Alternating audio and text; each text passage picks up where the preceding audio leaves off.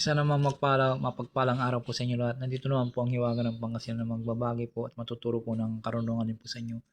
Sana po itangkilikin nyo palagi ang Hiwaga ng Pangasinan. Marami po kayong malalaman po dito na aking babagi po ng mga orasyonis po. Tumutok naman po kayo dito at marami po kayong madidiscovery po ng mga orasyonis po na nagagamit na po na number one po mga kaligtasan o lahat ng mga bagay po ng mga orasyonis po ay malalaman po nyo dito sa Hiwaga ng Pangasinan.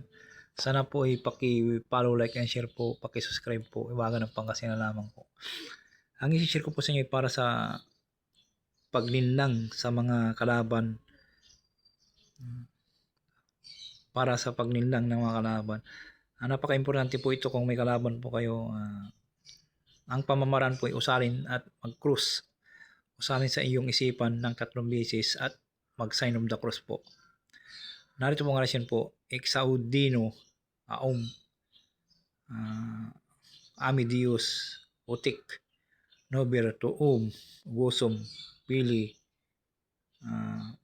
Natu, Sit, Maria, Cruz. Lamang po. Ilalagay ko na lang po sa screen po. Maraming salamat po. Sana tangkilikin nyo po itong Hiwaga ng Pangasinan. Marami po kayong malalaman po dito.